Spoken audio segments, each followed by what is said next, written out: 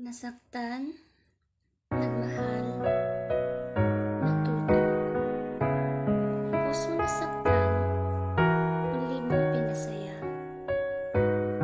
Binuhay muli, lungkot sa mga mata.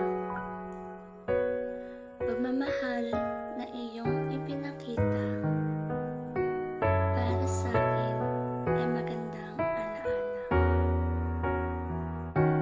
Luha at sakit